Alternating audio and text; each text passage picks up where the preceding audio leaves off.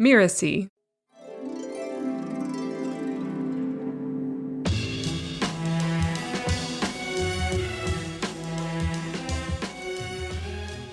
There's a much easier way, which is deep connection with source and life itself, and just accepting what's your real truth, being completely honest with yourself every step along the way, and building your business from that foundation. Hello, I'm Katy Valentine, and you're listening to Soul Savvy Business. I am a soul-minded spiritual entrepreneur, a Christian minister, and a New Testament scholar. Don't let any of that scare you. I support all paths to the divine, and I use tools like chakras, dreams, and intuition to get there. On this podcast, we explore the intersection of business and spirituality. What do I mean by that? Too often, we separate our business selves from our spiritual selves. But in doing that, we don't leverage the full potential of either one. This series aims to help you fall in love with your own soul so that you can live your most fulfilling and successful life. On today's episode, I'll be talking with a business coach with a passion for helping others live their purpose. But first,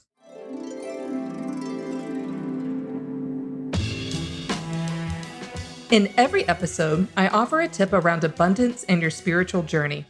Today's tip is to be in touch with your emotions and experience them.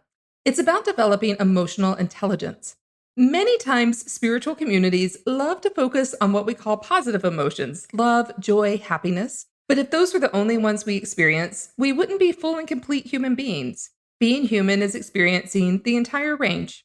Sadness, frustration, and anger are normal, and we're going to experience them sometimes. The key is not to hold on to them longer than necessary. We can experience emotions from an unintelligent place, denying them or holding on to them too long, or from an intelligent place, owning them and processing them. This is so important for our abundance for a few reasons. Processing emotion allows us to intelligently interact with abundance from an ethical place. It's not about only money, but about true abundance for the earth.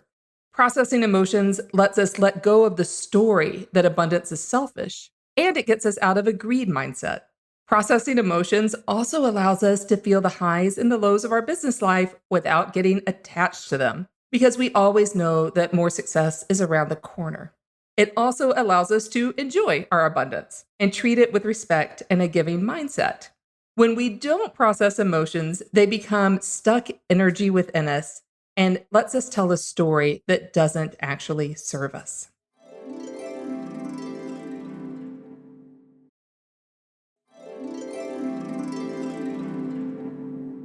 My guest today is Daniel Hanneman. Daniel is a master intuitive business coach with a background as a professional counselor and certified hypnotherapist. He helps other professionals through energy scanning and clearing and intuitive guidance. He also happens to have a pretty stellar podcast called Spiritual Rockstar, which I know you'll love. Welcome to the show, Daniel. Grateful to be here, Katy.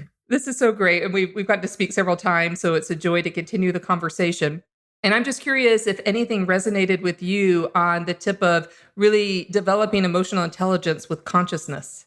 I mean, that is a huge key, of course, is to be willing to embrace those emotions, particularly around this series of spirituality and business. I think one of the reasons why people want to strip the spirituality from business is because they don't want to feel the feelings of where my business is at. How am I doing with my money? Let's get rid of all that, like in the metaphysical space, or like get rid of all that 3D crap, money and all that stuff. Like, Right. How are you going to build a business? You have to embrace all of it. You have to embrace the feelings that are coming up around the concept of money, for example. So we can't master our money until we master our emotions, in that, yes, you could make a lot of money and be very non-masterful with emotions, 1 billion%. But if you want to be an enlightened money master, forget about it. So, Right. when you're talking about let's not destroy the planet and, all this crazy greed, I would push back a little bit on the greed thing. Greed is not good or bad. It's, again, like everything else, it's how we use it. And anger is not good or bad. It's how we use it, how are we in response to it. So as we are willing to give gratitude for all of it, greed, anger, frustration, whatever's coming up, all of it, as we can embrace it and come to love, gratitude, and self acceptance, that's what the key is. So, yeah, I love what you had to share. Thanks. Yeah, we'll be talking about your religious and spiritual background in just a moment. But first, I'm wondering if you might tell us what word or words you currently use when you're referring to whatever it is you consider to be the divine. Yeah, I don't know. I use the word source a lot, God, life. Those are some of the common ones. Yeah. Thinking about the divine as life, I'm wondering if you might speak a little Mhm. more about that, how that shows up for you. Like life, the life force or the life energy, or no, I guess I do use a lot of permutations for it. It's just I can't. I just do it in creative flow when I'm talking.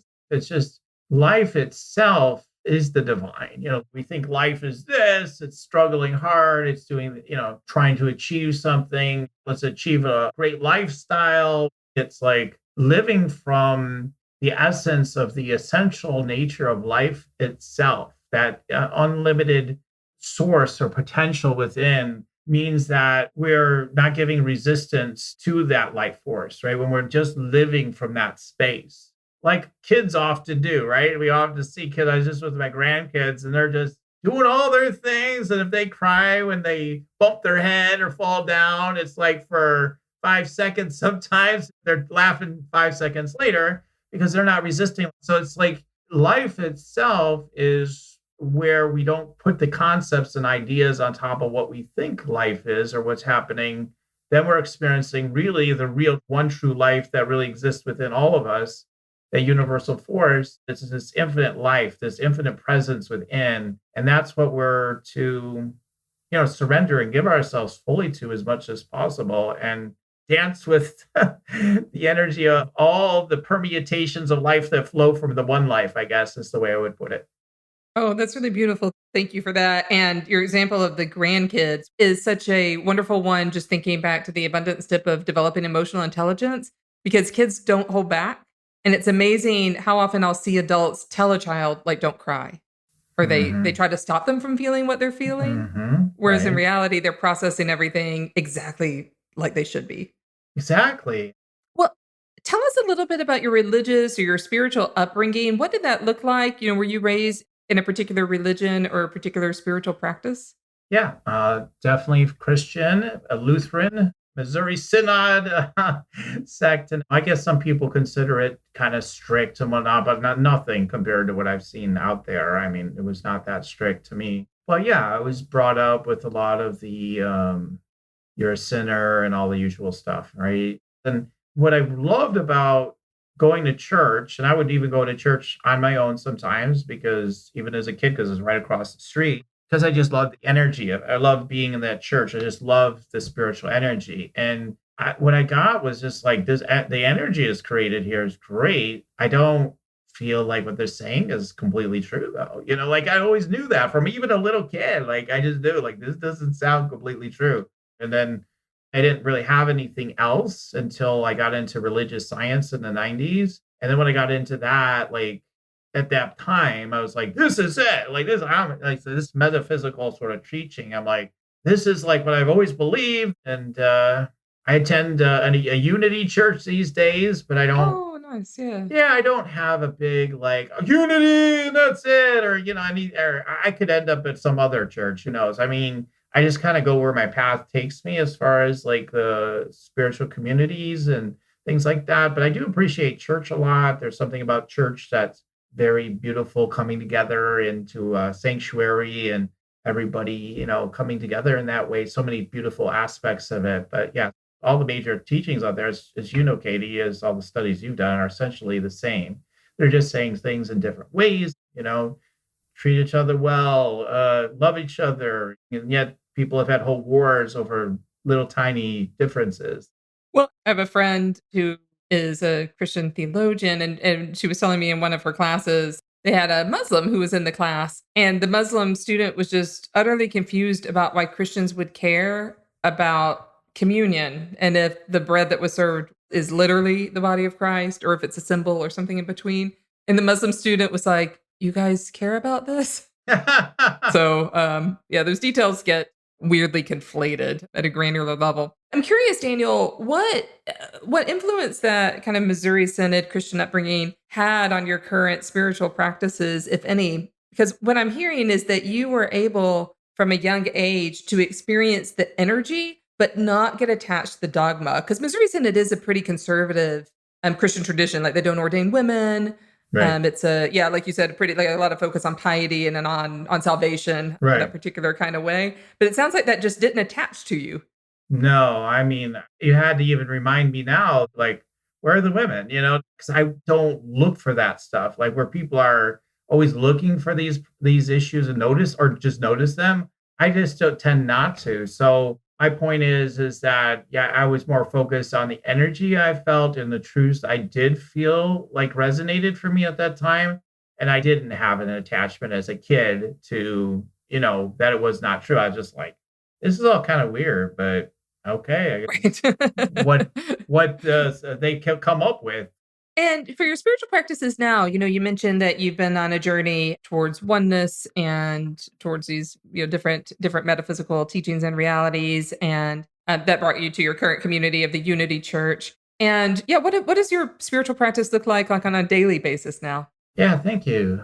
So one of them is definitely gratitude. I mean, every time I feel triggered, I just say thank you. I just keep saying thank you. Every time especially when I feel triggered, I'll say thank you for everything else too. But I also make sure right immediate, because that's one of the number one ways to move through being triggered. Okay, I'm triggered. My teenage daughter, I'd had to tell her 10 times to do something. I feel like at one level, I want to kill her right now. And another part of me is like, okay, why are you so uptight about this? So then when I catch it, it's just like, oh, thank you. Thank you. And I just sit with the feeling. It's just like, okay, thank you. And then it just starts to clear usually. If it's more sticky, then you have to move through it. So gratitude, watching what comes up, what you're feeling, being the observer mind is a constant practice. The way I developed that was through meditation primarily, right? So you're getting into the observer mind through meditation. And yeah, prayer is really critical. So I do a prayer work for myself and others and my clients and everybody. The list could go on and on, but I mean, those are some of a few of the primary ones, I would say. I mean, I see so many other things, a spiritual practice too, like going for walks, going for my walks, or I drop into presence deeper, right? Even channeling the energy of Jesus, for example, letting it speak through me.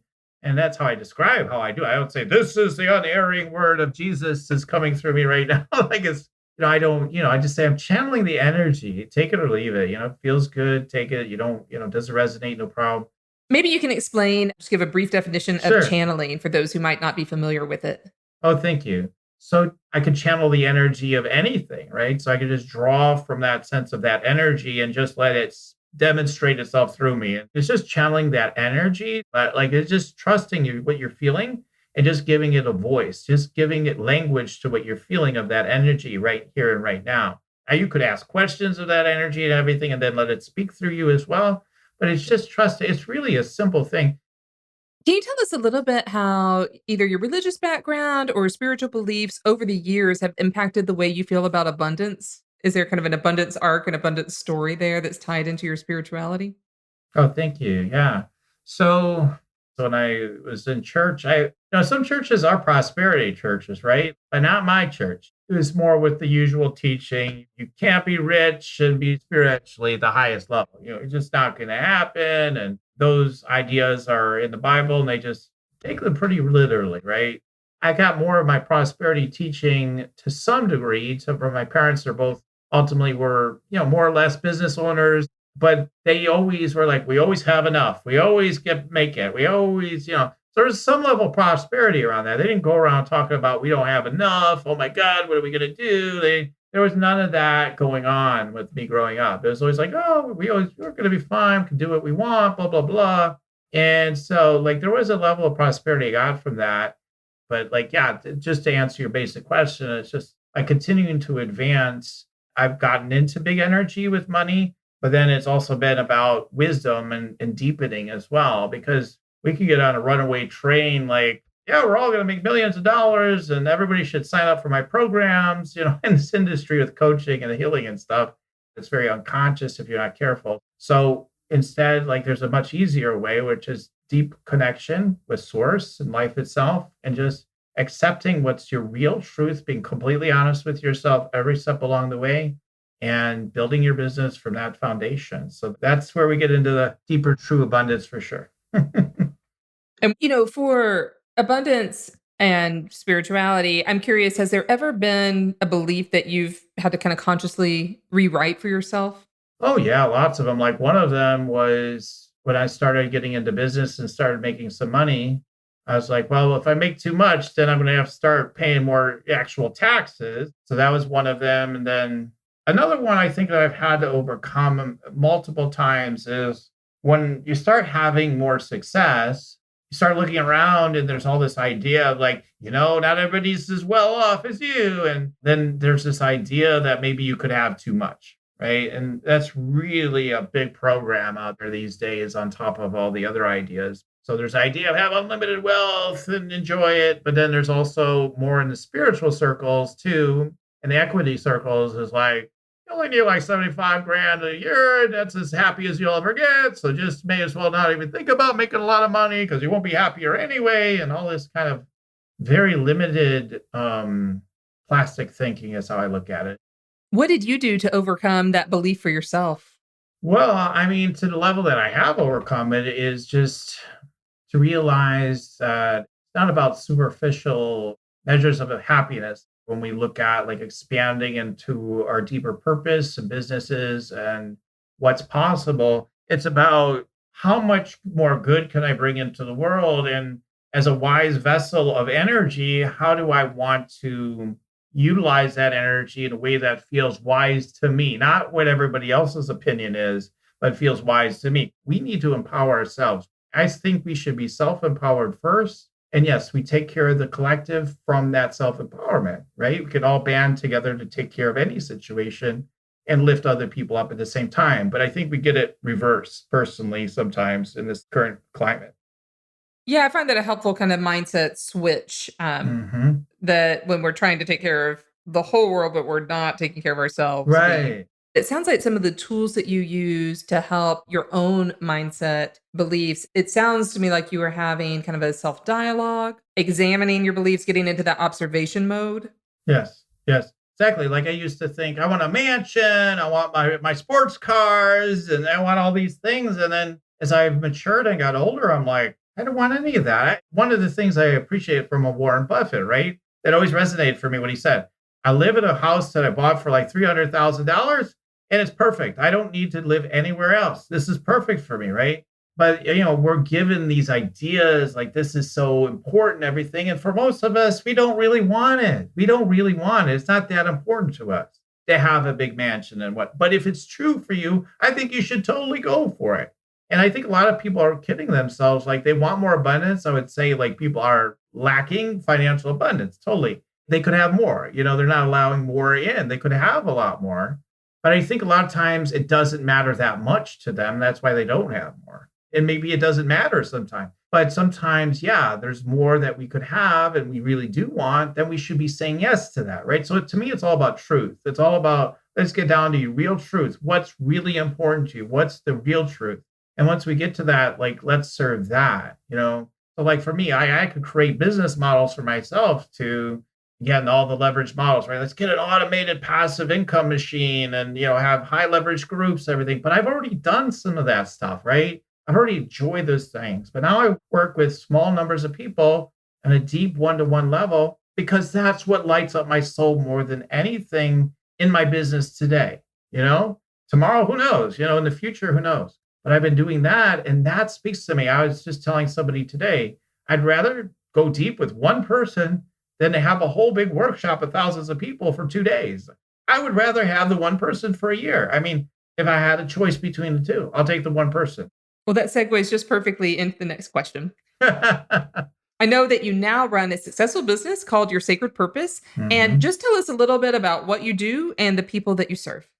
Yeah, so I help, I would say like high achieving light leaders. People have probably had significant success or a lot of success and doing something in the world with a career or a business before even, and they're in business already, or they want to create a business, and they have big plans. They feel like they're really meant to make a big impact in the world. And what I help them with is to, again, to claim their real truth, therefore to understand what they really want to serve in the world. Like, who are you meant to serve? How are you meant to serve them? And getting really precise about what that truth is, really present with it. And then all the other things. How am I supposed to market it? How is it meant to be sold? How am I meant to serve these clients in a way that is most aligned to my soul, right? Beyond all concepts, but more what feels like the deepest truth we could possibly realize. And then really owning your value is huge, right? Because there's a lot of people that don't own the value. Who am I to charge, all this money? So I have a client, for example, she does amazing work. She can get results doing energy work that a lot of other people just don't get. And so we're just talking about her offerings, and we're talking about multiple tens of thousands of dollars to work with her is what we're looking at with one of her offerings. And she's like, I'm feeling greedy. I'm feeling like it's too much. So that's one of the reasons why immediately I'm like, oh, perfect. This is right on target with what you said at the Nice. beginning. We're going to talk Yeah. about this greed thing. She says, too greedy. I'm like, yeah, like if you actually try to charge like a homeless person this amount of money, maybe it's like insanely greedy, right? Come on, you can do it. You're resourceful. Find a way. Somebody will lend you the money or whatever. And I'm not even against that, but I'm just saying, like, maybe it would be too greedy. But if you're working with the right person who's maybe got seven figures in the bank and has a problem they haven't been able to solve, like for decades, they might be willing to drop that kind of money down for you to actually be that answered prayer finally, right? Yeah. So my thing is to really help that business owner to see what's the best way for them to share value and to receive value financially in their business in a way that takes them to wherever they want to go. So of course they have big visions and dreams of what they want to share with the world. So I'm helping to align that energy and then build out the business. So I'm an intuitive business coach, business manager in some cases. I also just straight up do, energy shifting for people and tuning into them and guiding them with their purpose. But primarily, yeah, it's definitely with the business stuff.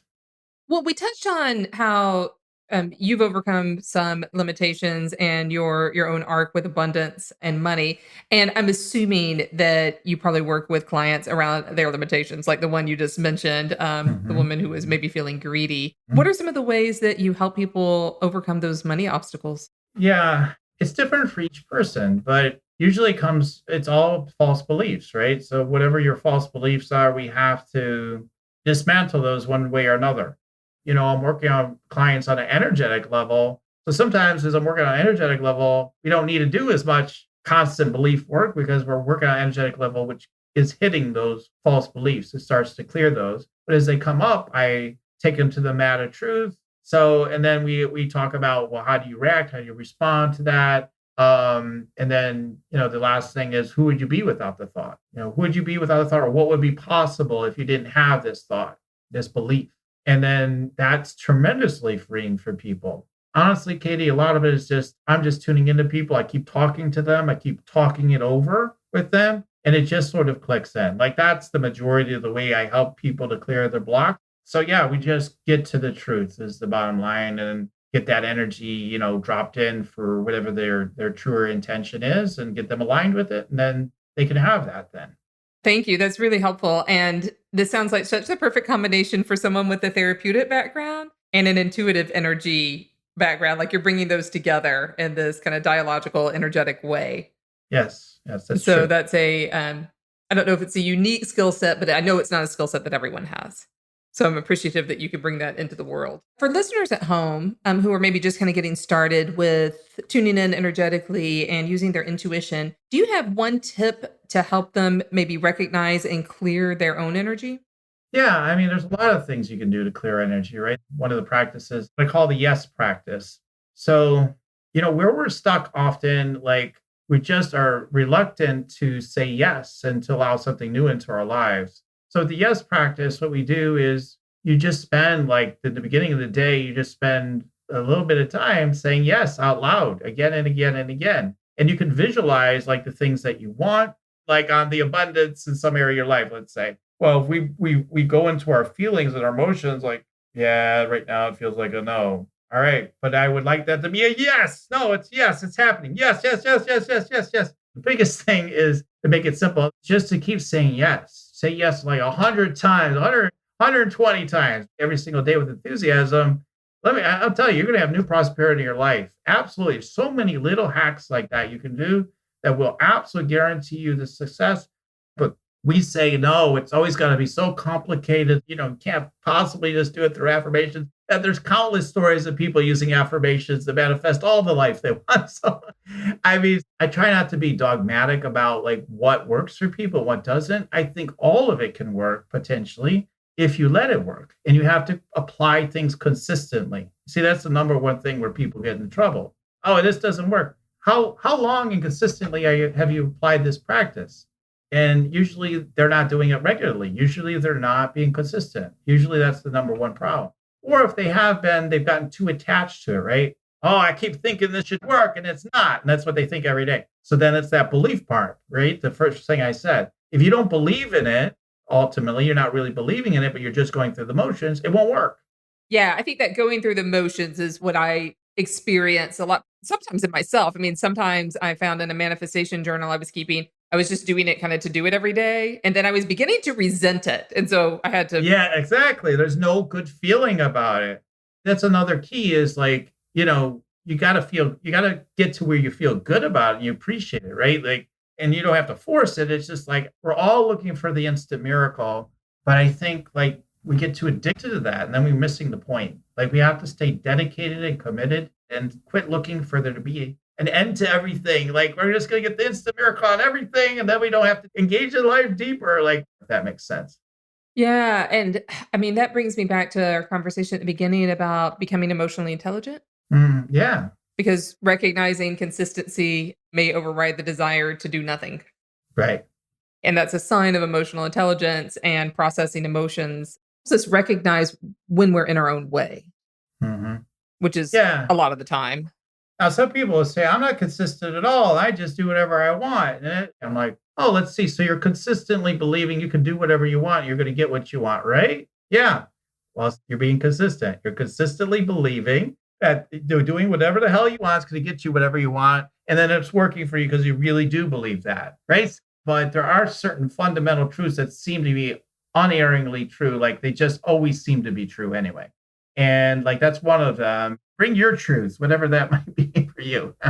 Well, in your business, what has been the biggest challenge for you in building the business that you have now? And I'm hmm especially curious in going from a therapy practice into business coaching. What were some of the obstacles?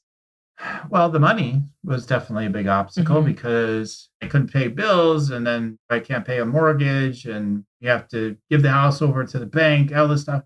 But I had such faith and I had such confidence that often it wasn't that challenging during that time. But as I built my business up, the bigger challenge was when I let go of my academy for invincible healers, which was, by our industry standards, quite successful. Multi six figure business for years and it's beautiful. But I was told in 2017 to let it go. So I did. But you have to listen to what are you being guided towards? And I was guided to go deeper spiritually in terms of letting go of everything. And I was doing business coaching all along, though, at the same time. So it was really challenging because it's like, who am I? Because with the spiritual idea, it's like, get rid of your identity. You have no identity. And then try to figure out your marketing when you don't know who you are. Like, it's difficult. Okay, what's my brand? I don't know. I don't have any damn identity. But it was an interesting journey to go on. I don't know. This is just my current chapter of my life. I don't know what's next. Who knows what's next, right? And then I think I got to figure it out. It can change. I'm hearing, big periods of risk. One, when you closed down your therapy practice and you went into business coaching, and it was a financial risk, Yeah. but you were able to build a successful business to overcome that. Yeah. And then again, when you closed down your academy. And so during those times, did you remain spiritually tuned in? Were you questioning yourself? What helped you manage those periods of toughness?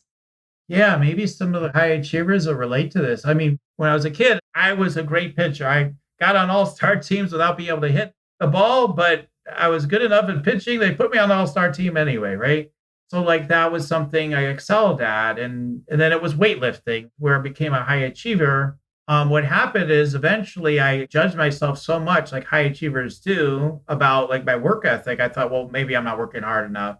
I got to outdo everybody. So when I got to grad school, I'm like, this is where I'm focusing, clinical psychology, and I'm gonna outwork everybody. No one's outworking me. I am not stopping, no matter what. And now it's like that intensity. Well, do that for a few months and see what happens. Well, I ended up on medication to be able to. I couldn't even sleep hardly after that. I started to realize this is not right for me. This is not sustainable. I have my own unique way, and the more I embrace that way, the more prosperous I became. I think what I'm hearing is that you became more uniquely yourself. That you tuned in at a very, very deep level to your own consciousness, to source, to God, and weren't afraid to forge out on your own, trusting yourself.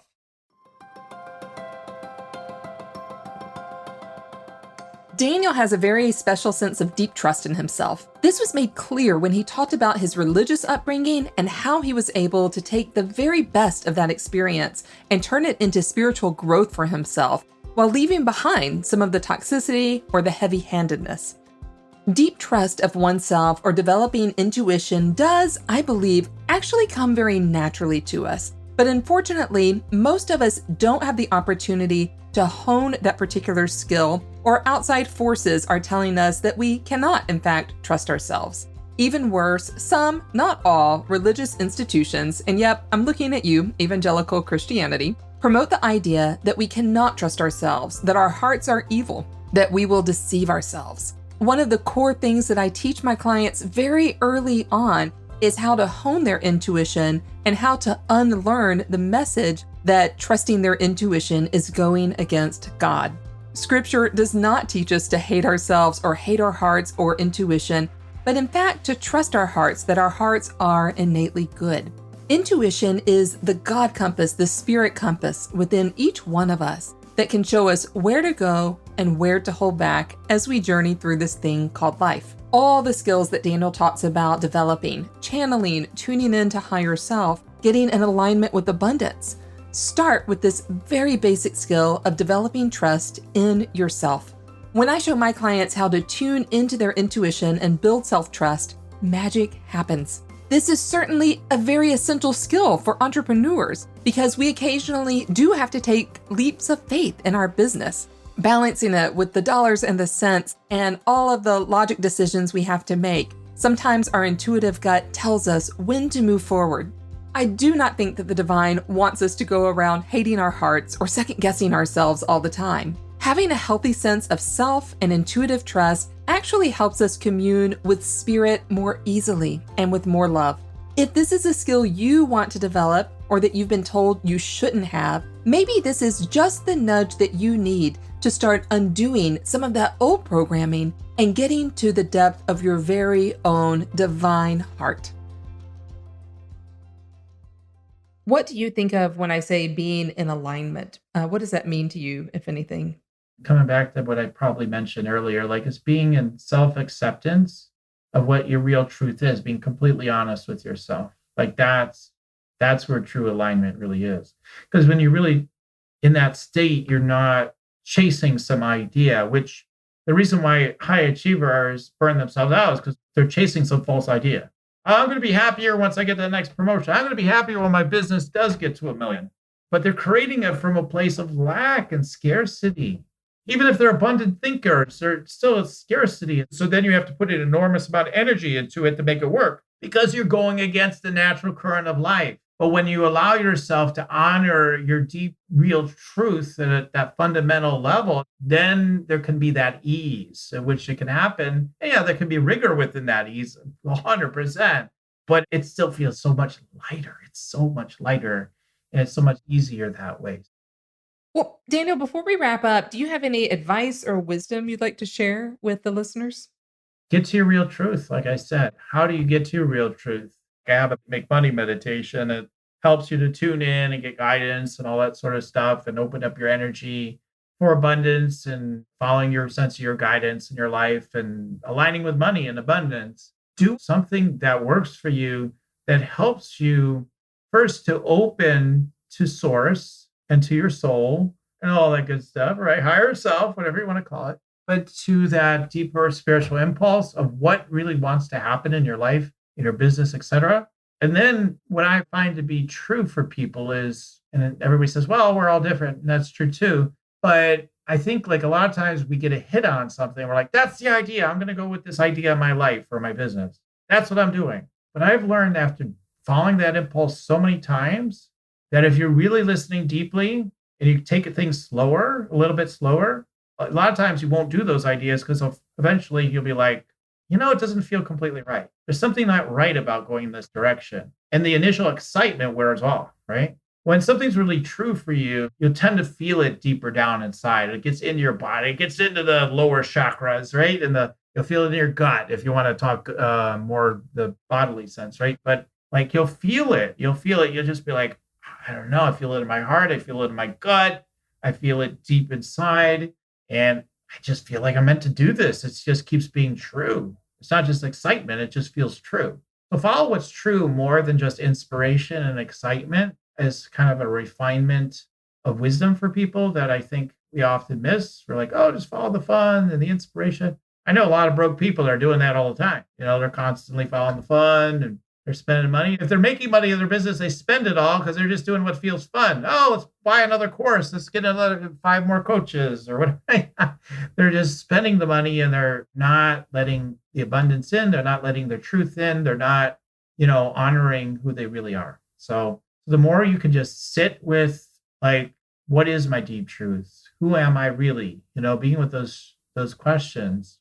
What am I really meant to bring in the world? Who am I really meant to serve? Like in your business, particularly, and then get into that heart space. And then you feel in your deeper body if this is the direction you're really meant to be going. That's kind of this big sweet spot, like that's where life goes much better for us. Awesome. Thank you so much. And thanks for sharing all of this. What's the best way for people to find you and to find that meditation you mentioned? Awesome. Thank you. So you can find me at yoursacredpurpose.com, www.yoursacredpurpose.com.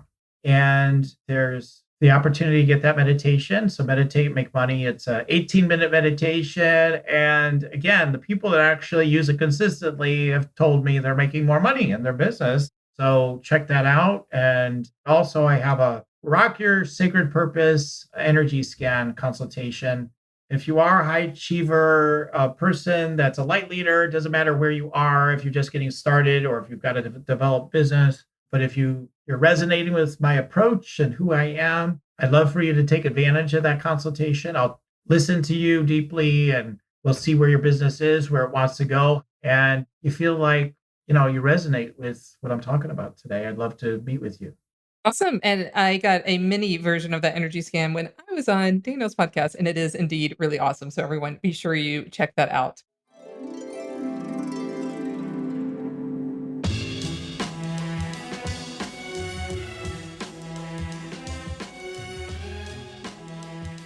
I'm Katy Valentine. You've been listening to Soul Savvy Business. Soul Savvy Business is part of the Mirasee FM podcast network, which also includes shows like Just Between Coaches and Once Upon a Business. This episode was produced by Cynthia Lamb. I wrote this episode with Melissa Deal and Cynthia. Melissa Deal assembled the episode. Danny Eni is our executive producer, and post-production was by Post Office Sound. To make sure you don't miss great episodes coming up on Soul Savvy Business, follow us on Apple Podcasts, Spotify, or wherever you're listening right now. If you like the show, please give us a starred review. It is the best way to help get these ideas to more people like you. Thank you, and I'll see you next time.